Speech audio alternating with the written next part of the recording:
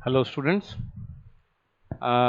कल के लेक्चर में हमने इम्पल्स इनवेरिएंस ट्रांसफॉर्मेशन से रिलेटेड एक क्वेश्चन देखा था और उसके बाद हमने कुछ स्टैंडर्ड ट्रांसफॉर्मेशंस देखे थे और मैंने कहा था कि अब इनसे रिलेटेड कुछ क्वेश्चंस हम एग्जाम्पल में देखेंगे। ठीक है। सो ये एक एग्जाम्पल है आपके पास। ये भी बिल्कुल पहले एग्जाम्पल जैसा ही है इम्पल्स इनवेरिएंस ट्रांसफॉर्मेशन से रिलेटेड।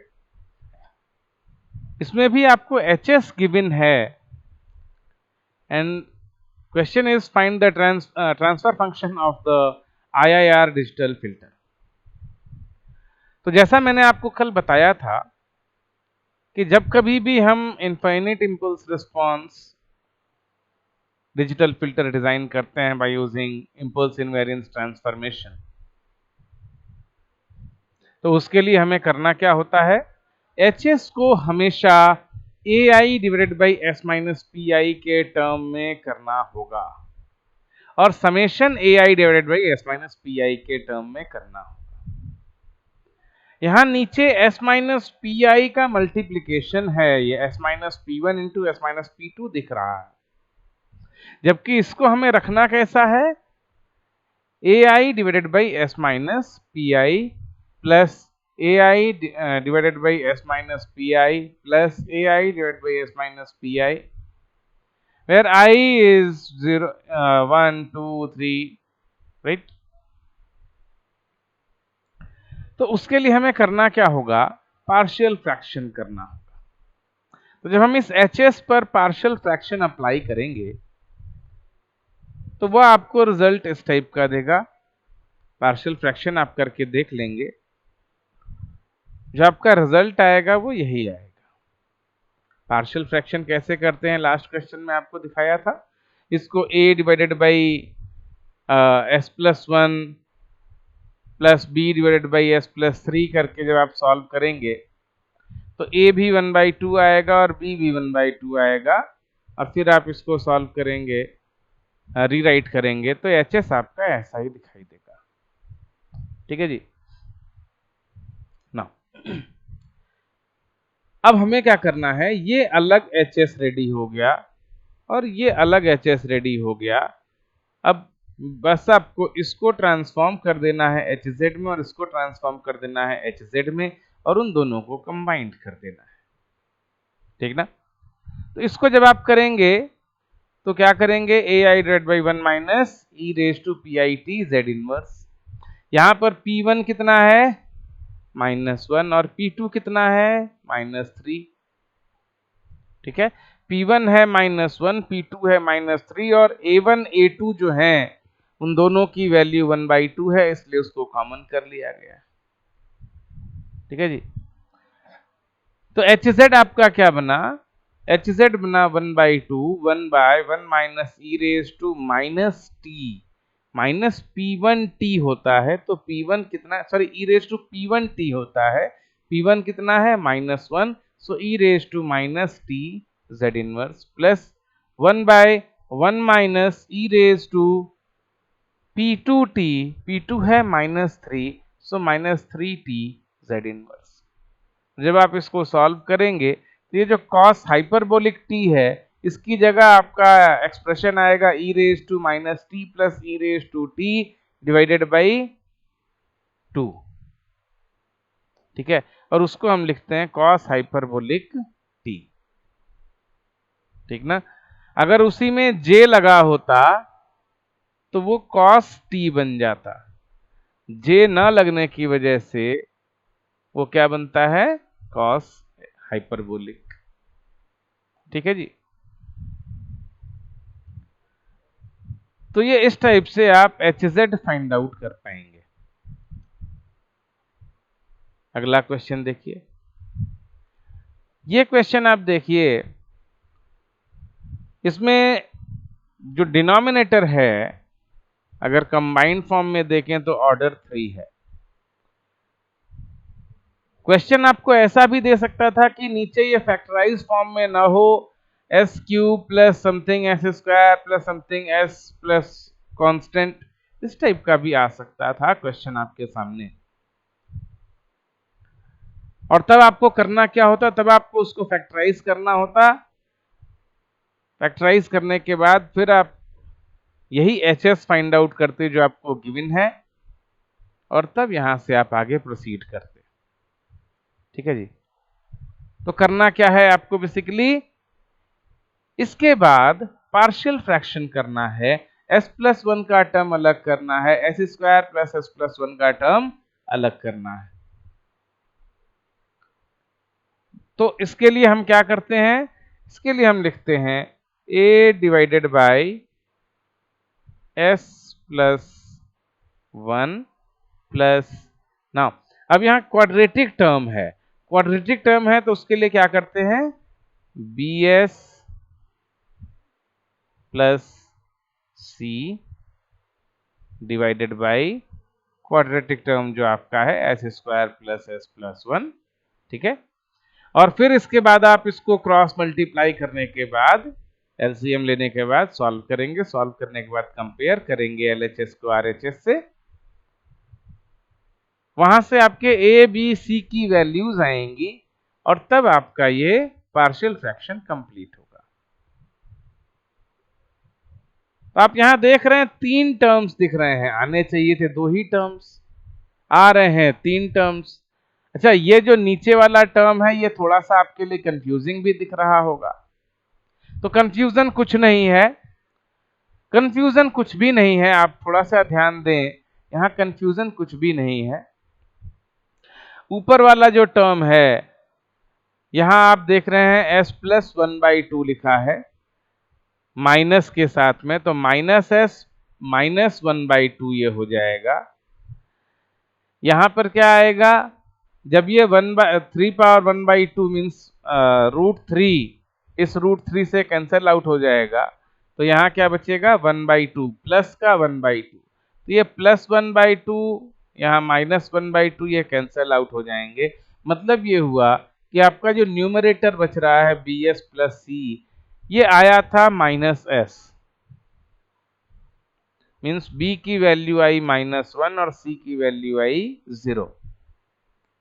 आप इसको जब सॉल्व करेंगे तो आपको यही दिखाई देगा, a = 1, b = -1 एंड c = 0। ठीक है। इस इक्वेशन को जब आप सॉल्व करेंगे तो यहां से आपको ए बी सी की वैल्यूज यही दिखाई देंगी, और यहां से फिर जब आप इसको HS को लिखेंगे तो ये बनेगा 1/s+1 minus s/s² plus s+1। ठीक है। ये इस टाइप का आपको एक फंक्शन मिला। पहला वाला जो फंक्शन है ये तो सिंपल है, इसका आप जब ट्रांसफॉर्म करने चलेंगे z डोमेन में तो ये बहुत ही आसान है। आप इसको simply ai divided by s minus pi के फॉर्म में लिख चुके हैं। यहां से आप इसको 1/1 minus e raise to pit z inverse कर सकते हैं, जैसा कि यहाँ किया गया है 1/1 minus e raise to minus t z inverse. लेकिन जब आप इस वाले टर्म को देखते हैं, सेकंड फंक्शन को देखते हैं, तो ये आपका क्वाड्रेटिक टर्म है, और आप जब स्टैंडर्ड फॉर्म की ओर चलेंगे तो स्टैंडर्ड फॉर्म में ये देखिए, ये और ये दोनों फंक्शन हैं, ये दोनों फॉर्मूले हैं, इसमें नीचे क्या है, क्वाड्रेटिक टर्म है। मैंने आपको बताया था कि या तो आप इसको एक्सपैंड करके, ये आता है s² + 2as + a² + b², उससे आप इसको कंपेयर कर दें, उससे आप इसको कंपेयर कर दें, या फिर इसको आप परफेक्ट स्क्वायर बना लें। ठीक है, दोनों तरीके से आपका ये क्वेश्चन सॉल्व होता है। जब आप इसको परफेक्ट स्क्वायर बनाते हैं तो ये एक्सप्रेशन बनता है s+1/2 whole square plus √3/2 whole square, s+1/2 whole square plus √3/2 whole square, यही आपका परफेक्ट स्क्वायर इसको बनाने पर बनता है। ठीक, या S plus A square plus B square का फॉर्म जब आप इसको बनाते हैं तब यही बन के आता है। तो नीचे वाला टर्म आपको हमेशा ये याद रखना है कि जब कभी भी क्वाड्रेटिक फॉर्म होगा तो उसको आपको S plus A square plus B square के टर्म में लिखना है। जब आप उसको इस फॉर्म में लिख लेंगे तब फिर आपको ये देखना है कि अब इन दोनों फॉर्म्स में से कौन सा फॉर्म आपके लिए एप्लीकेबल है। इस वाले ऊपर वाले में देखिए न्यूमरेटर में s है और नीचे वाले में न्यूमरेटर में s नहीं है, सिर्फ कांस्टेंट टर्म है। यहां आप देखेंगे ऊपर s है लेकिन आपको चाहिए क्या, s प्लस ए, मीन्स यहां आपको क्या चाहिए, s प्लस 1/2। जब s प्लस 1/2 आप यहां लगाएंगे तो आपको एक 1/2 माइनस भी करना पड़ेगा। भाई 1/2 यहां तो है नहीं s के साथ में, जब यहां नहीं है तो आपको एक प्लस करना पड़ेगा, s प्लस 1/2 देना पड़ेगा, तो एक माइनस 1/2 भी आपको देना पड़ेगा। और फिर जब आप उसको अलग करेंगे तो एक ये टर्म और आपका ऐड हो जाएगा। और अब हमें क्या चाहिए, अब हमें यहां पर b का टर्म चाहिए, और b क्या है, √3/2। तो √3 का ऊपर नीचे आपने मल्टीप्लाई कर दिया, ठीक है, न्यूमरेटर डिनोमिनेटर में √3 से मल्टीप्लाई कर दिया, तो आपका जो ऊपर वाला टर्म बना न्यूमरेटर में वो बना √3/2 जो कि आपका b है। ठीक, अब जो HS आपके सामने रेडी हुआ, इस HS में आप देखेंगे ये पहला टर्म तो आपका है a divided by s plus 1, simple term है, माइनस ये वाला जो है इतना पोर्शन, ये आपका सेकेंड पार्ट बना, सेकेंड स्टैंडर्ड फॉर्म, और ये जो इतना टर्म बना ये है थर्ड स्टैंडर्ड टर्म। तो आप ये चीज ध्यान रखेंगे कि जब कभी भी आपका क्वाड्रेटिक टर्म बनेगा उसमें अगर न्यूमरेटर में सिर्फ कांस्टेंट है तो आपका थर्ड एक्सप्रेशन लगेगा स्टैंडर्ड फॉर्म का, लेकिन अगर न्यूमरेटर में s का टर्म आता है तो वहां आपका जो है दूसरा और तीसरा दोनों स्टैंडर्ड फॉर्म एप्लीकेबल होगा। ठीक है, तो अब इसको हमें सीधे ट्रांसफॉर्म करना है। तो एक तो आपका यही रिलेशन लगेगा जो यहां पर है, ai divide by s minus P I से आप ट्रांसफॉर्म करेंगे ai divide by 1 minus e raise to P I T Z inverse इसके लिए, और इक्वेशन 7 और 8, 7 एप्लीकेबल होगा इसके लिए और 8 एप्लीकेबल होगा इसके लिए। ठीक है, तो यहाँ ये दो इक्वेशन, सॉरी यहाँ जो इक्वेशन आई उसमें तीन एक्सप्रेशन है। पहला एक्सप्रेशन ये है जो इससे आया है फर्स्ट पार्ट से, दूसरा एक्सप्रेशन है जो कि आपका सेकंड स्टैंडर्ड फॉर्म है s plus A divide by S plus A square plus B square से। यहाँ थोड़ी सी गलती है, ये √3/2 होना चाहिए, इसको आप करेक्ट कर लेंगे, cos bt होता है तो ये √3/2 होना चाहिए न कि 3/4। ठीक है, ये दोनों जगह ही √3/2 होना चाहिए न कि 3/4, इसको आप करेक्ट कर लेंगे। ठीक, तो इस टाइप से आपका एक्सप्रेशन रेडी हो जाएगा। इसके बाद आपका एक स्टेप और रहता है कि इसको कंबाइंड करना। अगर आप यहां तक भी छोड़ देते हैं तो कोई दिक्कत नहीं है, लेकिन HZ एक कंबाइंड फॉर्म रहता है तो वो एक फंक्शन बताता है, ऐसे ये तीन फंक्शन बता रहा है। ठीक ना, तो अच्छा ये रहता है कि आप उसको कंबाइंड फॉर्म में करके एक HZ बना लें। ठीक, now summary of the impulse invariant method. First, determine analog filter HS satisfying specifications for desired digital filter. तो पहला स्टेप तो यही है कि आपको HS फाइंड आउट करना है फ्रॉम द फिल्टर स्पेसिफिकेशन। ये पार्ट अभी हम थोड़ी देर बाद करेंगे। दूसरा स्टेप है if necessary expand HCS using partial fraction. अगर वो AI divide by S minus PI के टर्म में नहीं है तो उसको आपको पार्शियल फ्रैक्शन करना पड़ेगा।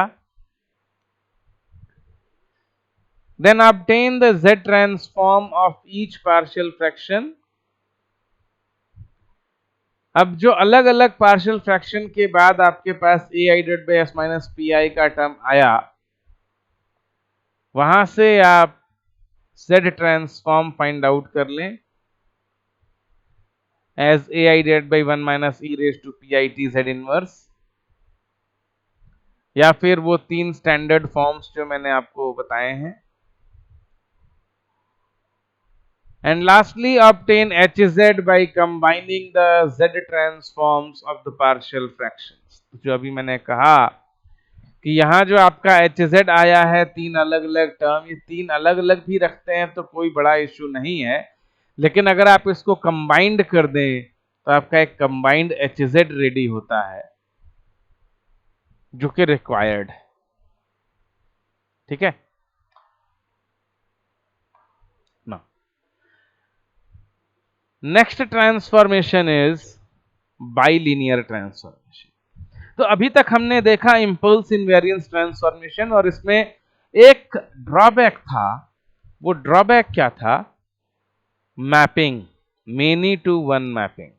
It's not one to one mapping, it's many to one mapping. ठीक ना?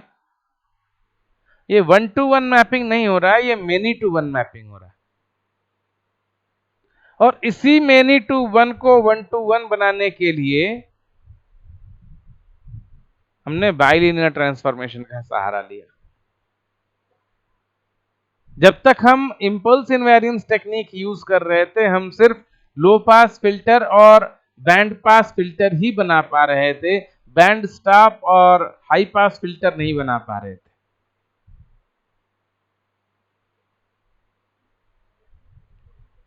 तो जब हमें बैंड पास और बैंड स्टॉप और हाई पास फिल्टर बनाने होंगे तो उसके लिए हमें क्या करना होगा?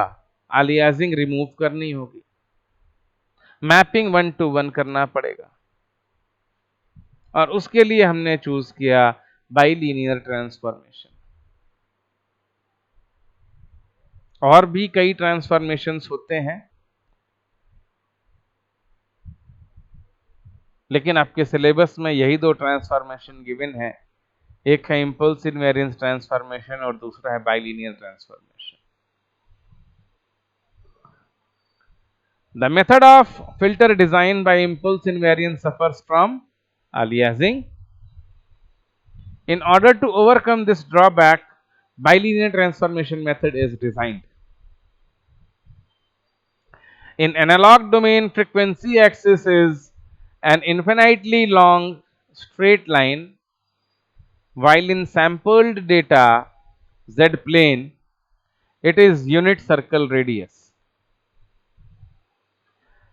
जब हम S प्लेन में होते हैं और फ्रीक्वेंसी एक्सिस J ओम को देखते हैं तो from minus infinity to plus infinity वो वेरी करता है। जो ओम है वो कहां से कहां तक वेरी करता है?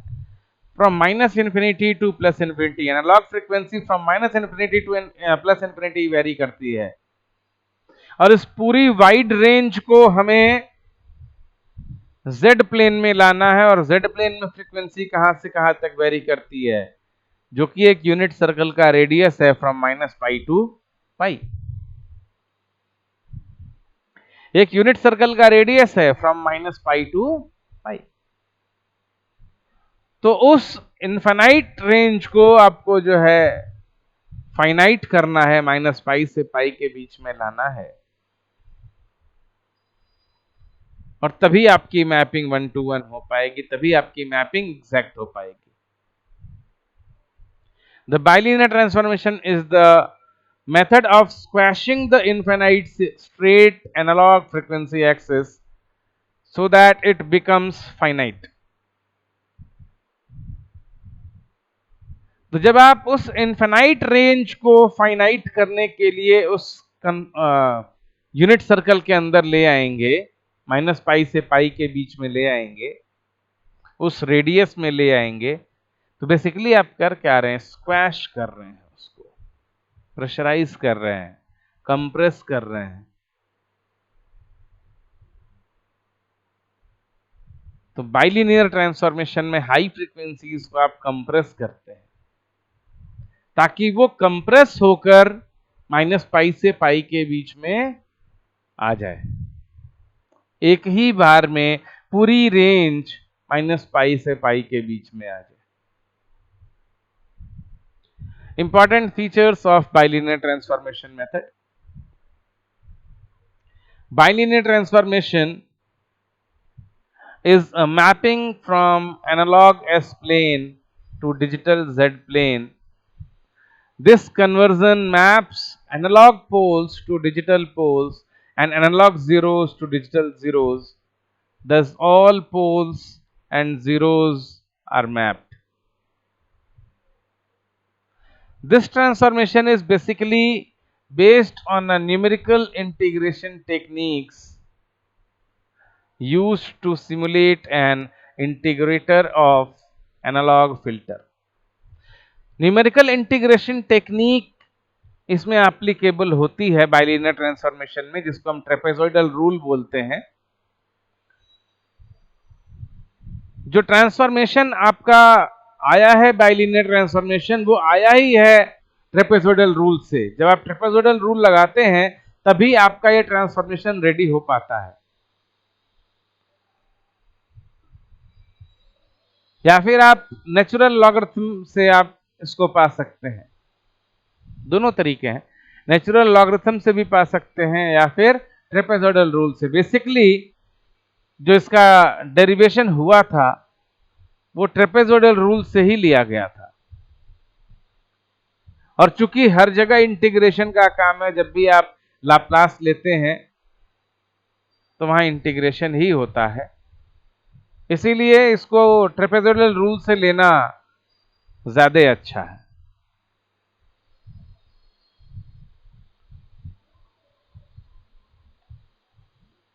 There is 1-to-1 correspondence between continuous time and discrete time frequency points. आगे जब आप बढ़ेंगे तो आपको दिखाई देगा कि कैसे पूरी frequency from -∞ to ∞ analogue frequency digital frequency में -π से π के बीच में मैप हो रही है एक ही बार में, और कहां कंप्रेशन हो रहा है। Entire range in ohm is mapped only once into the range -π to π, and therefore it is 1-to-1 mapping. यहां कहीं भी अलियासिंग नहीं है। Frequency relationship is non linear. जब आप कंप्रेस कर रहे हैं तो ऑब्वियसली वहां नॉन लीनियरिटी शो होगी, क्योंकि यूनिफॉर्मली आप कंप्रेस नहीं कर रहे हैं। इसमें आप कंप्रेशन कैसे करते हैं, जो लो फ्रीक्वेंसीज हैं उसको आप कंप्रेस नहीं करते हैं, हाई फ्रीक्वेंसीज को आप कंप्रेस करते हैं। ठीक है, लो फ्रीक्वेंसीज कंप्रेस नहीं होती हैं, हाई फ्रीक्वेंसीज कंप्रेस होती हैं, और इसलिए नॉन लीनियरिटी आती है। फ्रीक्वेंसी वार्पिंग और frequency compression is due to nonlinearity. इसी नॉन लीनियरिटी का जो दूसरा नाम है, इसी फ्रीक्वेंसी कंप्रेशन का जो दूसरा नाम है वह है फ्रीक्वेंसी वार्पिंग। फ्रीक्वेंसी वार्पिंग तो आप आगे ये भी देखेंगे कि जब हम बाइलिनियर ट्रांसफॉर्मेशन यूज कर रहे हैं उसमें फ्रीक्वेंसी वार्पिंग हो रही है, तो पहले हमें फ्रीक्वेंसीज को प्री वार्प करना होगा, और तब हम उसको जब वार्प करेंगे तो उसका इफेक्ट रिड्यूस हो जाएगा वार्पिंग का। जब हमने पहले प्री वार्प कर दिया और फिर उसको वार्प करेंगे तो उसका इफेक्ट रिड्यूस हो जाएगा। Frequency warping means amplitude response of digital filter is expanded at the lower frequencies and compressed at the higher frequencies in comparison of the analog filter. But the main disadvantage of frequency warping is that it does change the shape of the desired filter frequency response. In particular, it changes the shape of the transition band. तो जैसा मैंने आपको बताया था कि बहुत सारे advantages के साथ कुछ डिसएडवांटेजेस भी आते हैं। तो इंपल्स इनवेरिएंस ट्रांसफॉर्मेशन में एडवांटेज ये था कि वो सिंपल था, इजी था, लेकिन डिसएडवांटेज ये था कि वहां पर अलियासिंग आ रही थी। बाइलिनियर ट्रांसफॉर्मेशन में एडवांटेज ये रहा कि सिंपल होने के साथ साथ ये 1-to-1 मैपिंग भी है, अलियासिंग खत्म है, बिल्कुल नहीं है। लेकिन डिसएडवांटेज क्या है कि ये फिल्टर रिस्पॉन्स को चेंज कर देता है, शेप को चेंज कर देता है, ट्रांजिशन बैंड को चेंज कर देता है। ना derivation of the bilinear transformation.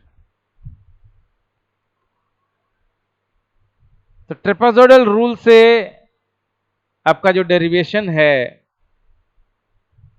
वो यहां पर दिया हुआ है।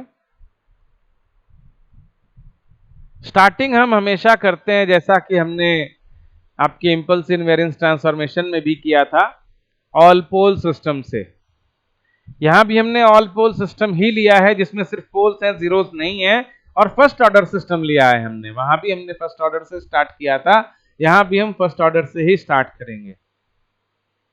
हमेशा हम जब भी स्टार्ट करते हैं एक बेसिक सिस्टम लेकर स्टार्ट करते हैं, ताकि उस बेसिक सिस्टम का जब हम एनालिसिस कर लेंगे तो उसी बेस पर हम एडवांस्ड सिस्टम का भी एनालिसिस कर पाएंगे। तो यहां बेसिक सिस्टम क्या लिया गया है? बेसिक सिस्टम लिया गया है आपका first order all pole system.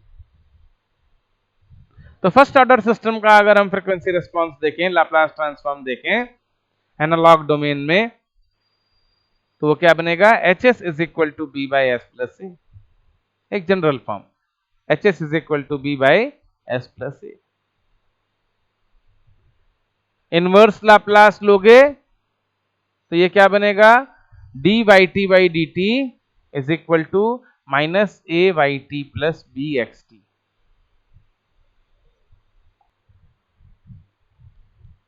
ठीक है जी। तो जो आपका एनालॉग सिस्टम था Hs is equal to B by S plus A, उसको हमने इनवर्स लाप्लास लिया,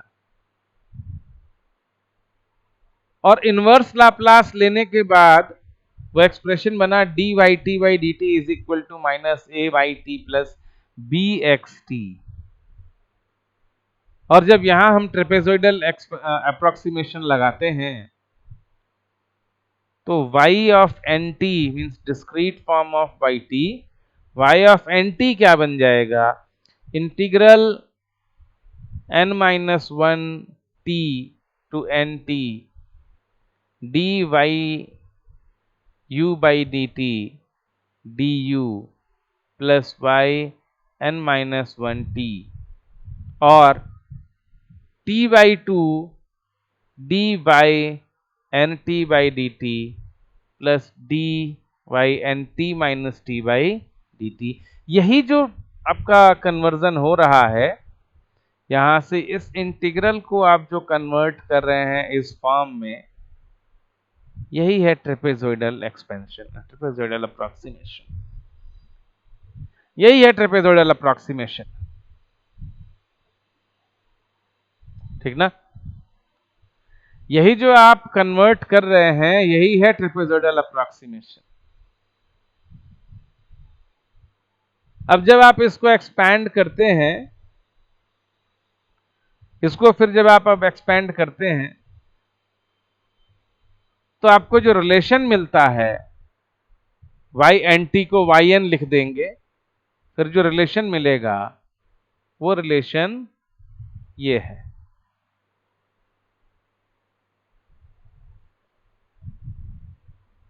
वो रिलेशन ये है। इस इक्वेशन और इस इक्वेशन को लेने के बाद जो रिलेशन आपका बनता है वो ये बनता है।